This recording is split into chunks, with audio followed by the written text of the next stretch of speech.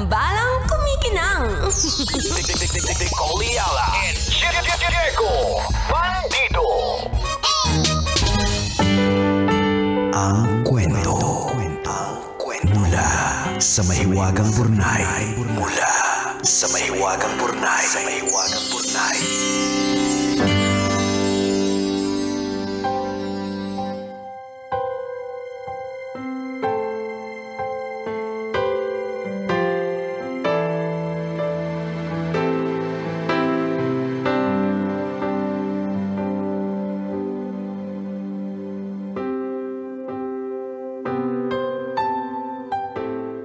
Dear kumikinang na tambalang Nicole Ayala at Diego Bandido.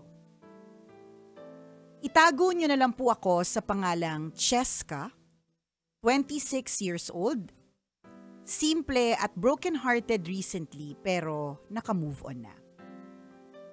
Sumulat ako para ibahagi sa inyo ang pinagdaanan ng puso ko. Baka may listeners kayo na dumadaan din sa parehong sitwasyon at sana makatulong. Ganito po kasi, nagtatrabaho po ako bilang receptionist sa art gallery. Maliban po kasi sa art ang kurso ko, passion ko po talaga ang art. Ano mang klase ito. Mahal ko ang trabaho ko at maayos naman ang sweldo. Hindi naman po malaki pero sapat na po sa mga simpleng pangangailangan ko. Kabaliktaran ko po yung boyfriend kong si Mac. Madami po yung pangarap sa buhay. Empleyado sa araw, businessman sa gabi. Madami po siyang gustong marating, maraming gustong bilhin, at maraming gustong patunayan sa buhay. Suportado ko naman po siya at palagi kong pinaparamdam sa kanya yon. Kaya naman nagulat ako nung isang araw. Tinapat po ako ni Mac at sinabing gusto na niyang makipaghiwalay. Ay? Masyado daw po kasi akong relax at walang drive to succeed. Kontento na daw po ako sa kung ano ang meron ako at hindi naghahangad ng higit pa. Nanlumo po ako. Naniniwalang ako ang may problema. Sa kabila ng sakit, tahimik akong nagluksa. Umiyak ako ng mag-isa at ibinuhos ko ang oras ko sa trabaho. Para malibang, naisipan ko mag-aral mag-bake ng cookies. It took my mind off things at gustong-gusto ko yung pakiramdam na may nagagawa akong produkto. Pinatikim ko sa pamilya at mga kaibigan at naging instant hit siya. Dahil sarap na sarap yung mga nakatikim, naisipan kong gawing negosyo on the side. Gamit ang konting ipon at lakas ng loob, nagsimula akong magbenta online. Kahit hindi sigurado at kinakabahan, itinuloy ko pa din. Dahil mag-isa lang ako, I only bake and sell kapag weekends. Kung kailan wala akong pasok sa trabaho. Alam mo ba ngayon, may logo na yung brand ko. May rider na nagde-deliver. And nakakatuwa, sa dami ng orders, may waiting list linggo-linggo.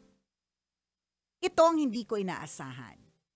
Last weekend, nag-message yung ex ko sa business page ko. Ay? Ayan na! Wala siyang kaalam-alam na ako ang nasa likod nito. Ay? Nag-order siya ng cookies. Natikman daw niya sa isang kaibigan at napakasarap daw. Nag-reply ako na payment first ang sistema before delivery. Pinadalhan ko ng invoice. Kahit marami siyang orders, chinarge ko ng delivery fee. Hindi ko binigyan ng discount. Hindi ko din dinagdagan yung order niya gaya ng ginagawa ko sa iba. Natutunan ko na hindi mo kailangang ipagsiksika ng sarili mo sa taong hindi naman nakikita ang halaga mo. Naku, usapang sneer to! Wait! Mahalin ang sarili at maging abala. When the time is right, darating din yung taong itinadhana para sa'yo. Wag na wag matakot mag-isa habang wala pa siya. Salamat po sa pagbasa ng sulat ko. Ang inyong kumikinang na tagapakinig, Cheska. Well, unang-una sa lahat, Cheska, hindi kami naniniwala na masarap yung cookie. Correct! Hanggang, alam na this, tulad po ng tambalanisa namin si George Baladita na nandito ngayon na may dalang alay. Ayan. So ngayon, alam namin na masarap yung pinadala niya. Oo, kasi matitikman namin. So para sa iyo, Cheska, hindi naman kami naniniwala. Ang cookie mo para sa amin, hindi masarap. Ang cookie ni Cheska, pangit. Nakakaloka. We're happy for you, Cheska. We're happy for you, Cheska. Alam mo talagang ito yung isa sa mga patunay na everything truly happens for a reason. Yes. And yung isa sa mga favorite ko talagang Bible quotes, yung Isaiah 60:22. When the time is right, I, the Lord, will make it happen. Talagang yan, God's time is always the best time. Not early, not late, always on time. Well, parang yung kwento mo naman, di naman nalalayo kay Cheska. Di ba? Broken-hearted ka. Yes. Dinala ka sa radyo. Correct. Si Cheska naman, broken-hearted. Dinala siya sa cookies. Ulit nga, hindi tayo naniniwala masarap. Ayan, hanggang kwento lang yan. Hanggang kwento lang ang lahat. Hanggang hindi namin nakakagat ang cookie ni mo. Cheska. At masasabi namin, ang cookie ni Cheska masarap, di ba? Cheska, pakagat naman ng cookie mo. Kasi gusto namin matikman lalo pa. Ewan ko, mahilig ka ba sa matamis? Oo naman. Diba? Sakto Sweet yan sa tooth kape. Yan, perfect siya sa kape, diba? So, yan yung hindi kami naniniwala. Hanggang ngayon, kahit ano pang sabihin mo na nag-order yung ex mo sa'yo, diba? Pero totoo yun, hindi tayo nagkakalaro yun ng kwento. Minsan, may mga nangyayaring masaklap sa ating buhay na hindi natin alam bakit kailangan mangyari. Diba, kwento ko to na nangyari sa friend ko. Sa kanya parang halos the same eh. Yung kanya naman cupcakes. Tapos yun nga, full-blown na business na siya. Mag-open na ng third branch. Wow. At galing rin yun sa heartbreak. Diba? Kaya hindi mo talaga din masisi yung mga tao kung biglang magugulat ka isang araw. Hala, di naman nagmumotor yan. Ba't nagmumotor? O kaya hindi naman siya mountaineer. Nagulat ka, naghiwalay lang sila ng jowa niya. Biglang umaakit na ng mga bundok. And before you know it, sumasali na sa competition. O kaya yung isa kong kakilala, ayan na naman po tayo. Sabi ng friend ko, eto na, tabi-tabi po sa mga kakilala. correct, pasensya na po. Chichismisin na naman namin ang buhay ninyo. Yung friend ko, hindi mo talaga mapaano yan. Yung mapasali sa kahit anong klase ng walkathon, fun run, ganyan. And yung naghiwalay sila ng jowa niya, naisipan niya athletic siya kahit hindi naman siya athletic. So, nag-start siya with simple fun runs hanggang tuwing may nababalitaan siya ng mga run, sumasali siya, nakakarating na siya sa iba't ibang mga syudad sa Manila hanggang sa nag-try siya ng half marathon. Ngayon kaya niya ng full marathon. Wow. 'Di ba? Hindi niya alam na carry niyang gawin sa sarili niya. 'Di ba? Hanggang naghiwalay sila ng jowa niya and parang feeling niya kailangan kong makahanap ng outlet, 'di ba? So, yun yung nangyari, napabuti pa. Na-unlock kasi yung mga skill set Correct. natin once na nakakaramdam tayo ng especially yung mga problema, mabibigat na sitwasyon, 'di ba? Na nandun lang pala all along, nandun lang kasi Correct. naging komportable ka. Kaya doon mo makikita na yung mga nakasama mo pala, yun pala yung nag-hold back sa potential mo. Correct. May So, mga nang wala na ganon. sila, lumabas yung full potential mo. True. Alam mo, honestly, speaking of that, isa yan sa mga parang naging dahilan kung bakit tinanggap ko na rin eventually na umalis si Chris sa Tambalan as my partner.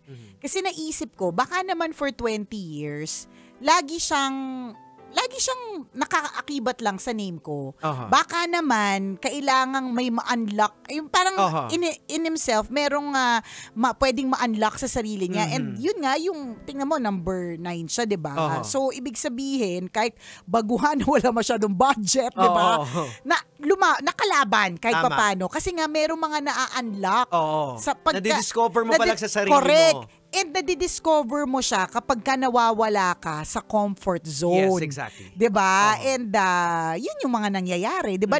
Kasi with your boyfriend, kunyari, you're in your comfort zone. Oo. Sanay na sanay ka eh. So, may mga bagay na pinagbabawal sa yung gawin, hindi mo ginagawa, or hindi ka nalang nagdi-discover kasi komportable ka naman. Oo. Parang itong si Cheska, siya naman nag-describe sa sarili niya eh. Oo. Relax na relax siya. Chill lang. Chill na chill siya, di ba? And I don't think there's anything wrong with that. Talagang sadyang yung jowang napunta sa'yo, hindi match sa karakter mo eh. May Ayan. ganun talaga eh. Oo. Di ba? Na hindi match. Pero ang kagandahan, tingnan mo naman where you are right now. Nagkaroon ka ng additional source of income. Oo. Yung nangyayari ko minsan yung para sa mga taong nonchalant, pag na-disconnect sila sa comfort zone nila, nababago yung perspective nila eh. Correct, totoo. Malay natin sa kay Chris, di ba? Oo. Mabe-break yung pagiging nonchalant niya pagbalik niya dito. Di ba? Bibo na din. Kamusta po kayo? Hindi na. Next week pupuntahin dito next week. Tingnan natin kung ano na siya. Kung dating ang ano na ba to, muntik maging politika, ganyan. Nakikita ko na may mga speaking engagement na siya diba? Na iniimbitahan eh. Tama. Diba? Tsaka naging active siya. So, kahit anong utos sa kanya dito na mag-active siya, hindi niya ginagawa. Nung lumabas siya, saka siya active. Ayun, Diba? So, may mga ganun. Minsan may kailangan talagang kunin or may kailangan talagang mangyari na hindi mo inaasahan or initially you think ay hindi maganda. Pero eventually, ito pala ang dahilan kung bakit ito kailangan mangyari. Diba? Yung mga ganong klase mga eksena. Ay, nakakaloka talaga pero ganun talaga. Although may sinabi dito si Cheska na wag mong ipagsiksikan yung sarili mo, 'di ba, sa isang tao kung ayaw. Totoo din naman 'yan. May mga iba na tinatry nilang isiksik pa rin kasi pinipilit kasi minsan nadadala din naman talaga sa pilit eh. Kaya lang parang hindi sa lahat ng oras pwede mong ipilit kasi baka naman baka nga ma-continue relationship pero hindi magtatagal. Diba? Magsasayang ka lang din ng oras. Totoo. Magsasayang ka ng kinis. Alam mo yung na-stuck ka dyan kung kailang kulubot ka na sa mo na-realize, hindi pala kami compatible. Pinipilit ko lang. Diba? Tama. Maraming mga ganyang mga tao na sasayangan sila sa pinagsamahan. Kaya kahit ang daming red flags, ang daming problema, pinipilit pa rin din nila na nandun pa rin sa relasyon kasi ang dami na namin sayang pinaglaban, naman. ang sayang. Alam mo, ang natatawa ako sa mga ganyan pag naririnig ko, tas yung halatang maraming red flag, yung pag mga 2 months pa lang sila, ang dami, yung makikita ko yung mga post nila, yung mga kabataan yan, yung mga grabe na yung mga pinagsamahan. Anong pinagsamahan nyo sa 2 months? Nakakairita yung, diba, hindi nga mapagamot ng jowa niya, yung back niya eh. Kung makarami naman pinagsamahan. Dalawang buwan pa lang naman kayo. Ang dami na natin, hindi tayo pwede maghiwalay kasi ang dami na, pinagsamahan nyo na sa 2 buwan. Nakakaloka, pero gets ko eh, di ba, na yung pag maraming taon na together, na nanghihinayang kayo sa mga memories, ganyan. Pero kahit na maraming red flag, you still choose to stay. Yun nga, hanggang kailan. Pero hindi namin ini-invalidate ang mga nararamdaman ninyo kasi nanggaling din po kami sa ganung sitwasyon. Oo naman. Kaya lang namin nasasabi to kasi nakita na namin, napagdaanan na namin. Totoo. Parang yung ano ko nga, parang nga, Jegs, mabilis lang to kasi ayoko na ng mga issue tungkol kay Esnir, diba? Dahil in the first place. Ayoko talaga sumasawsaw sa issue. Parang yung sinabi mong pinagdaanan. Okay, so sabi ko dun yung sa thoughts ko about Esnir sa page ko na may mga na-trigger na iba. Sinabi ko dun na minsan, akala natin kahit na tayo yung life of the party, akala natin tayo yung pipiliin. Or akala natin porke tayo yung kind, yung generous, maliligtas tayo sa mga, sa mga negative feelings. Hindi.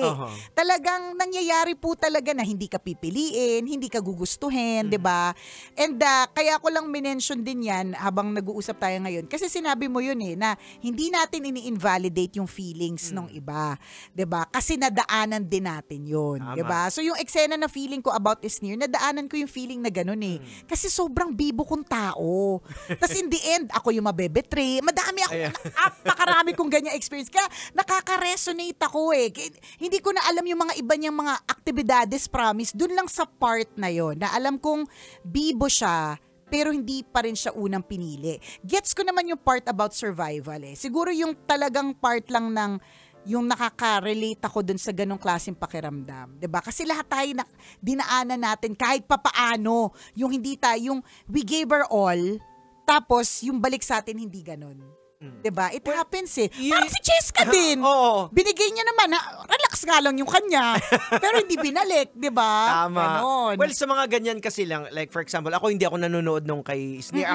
Actually, sa post mo nga lang... Uy, nag-disclaimer nga ako na hindi rin ako nanonood. Oo, nabasa ko. Oo. Well, may mga ganyan kasi talaga, pagdating sa mga botohan, yung mga survival, ang una-una mong titirahin yung mga malalakas. Pwede din. Diba? Gaya Actually, yung sabi ko na... maraming factors pag talaga yan pinasok ng magnanakaw ang loob ng bahay, una niyang titirahin pinakamalakas. Kasi pag na-topple down mo na yan, wala na, madali na lang yung mga kalaban, di ba? Ano, podcast na ba to? I-podcast na natin to para mas mahaba usapan. Oras natin mga kabisyo, 1:39. Ako pong kumikinang na ulo, Diego Bandido. At akong kumikinang ina mo, Nicole Yala. Kailangan pa bang i-memorize yan? Basic!